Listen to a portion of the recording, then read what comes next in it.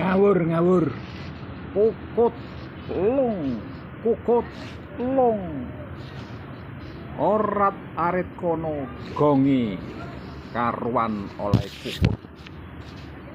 Kemropok aku ndeleng wayang ora marem malah kudu notok dalangi.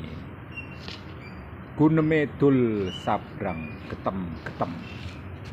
Jadi saudara, akibat pertunjukan wayang kisah perang Ramayana antara Rama dan Dasamuka itu yang tidak sesuai pakem, maka penonton marah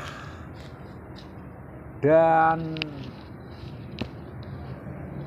menyuruh orang-orang, memprovokasi orang-orang untuk merusak semua peralatan karawitan dalangan itu. Mereka betul-betul mengalami sikap yang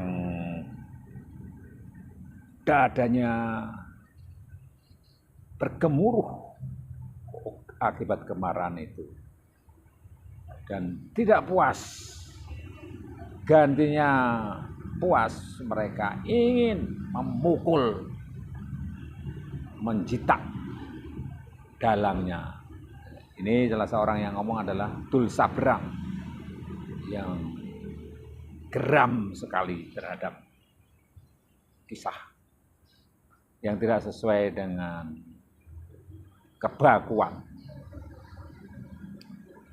Filsafat yang dapat kita pakai dari karya Jayus PT ini adalah filsafat normatif melawan filsafat yang out of the box.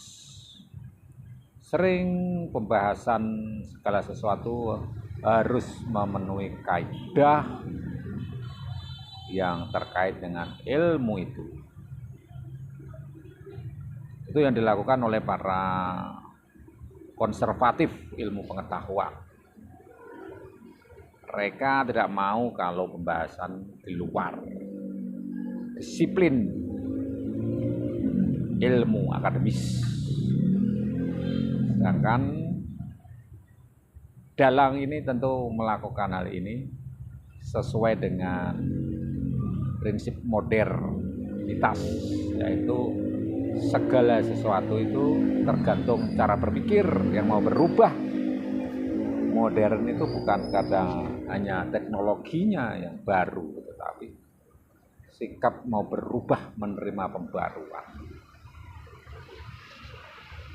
Penonton maju ngangsek nyurai dalang soko cedaan. Jadi penonton maju merangsek dan mereka menyorai dalang dari dekat. Nanging Ki Bilung kaya wis tahan bantingan. Biasanya orang yang sudah tahan banting terhadap provokasi atau situasi sulit semacam ini, mereka akan tetap jalan. Makanya kaya wis kuat mentali ngadepi berawaan kebak pamisuh lan koyokan. Jadi mentalnya sudah kuat menghadapi omongan yang kasar dan penuh dengan umpatan dan bully. Jadi situasi bully, situasi politik saat ini tampaknya cocok dengan kondisi ini, di mana dengan adanya Danantara sebagai super holding untuk perusahaan BUMN di Indonesia mendapat kritikan, umpatan dari para pengkritik, oposan, dan mahasiswa, masyarakat yang sadar tentang hal itu. Pemerintah malah justru Menteri Luhutnya mengatakan tidak ada yang sempurna di atas bumi ini. Kalau mau sempurna ya surga sana. Jadi jawaban yang di luar pakem sebagai seorang pengamong Masyarakat tidak mau hal itu diucapkan oleh pemimpinnya, termasuk kata-kata dasmu oleh presiden terhadap kritikan-kritikan yang menyasar padanya. Jadi ini sebuah perubahan demi perubahan karena ada sikap-sikap yang di luar nalar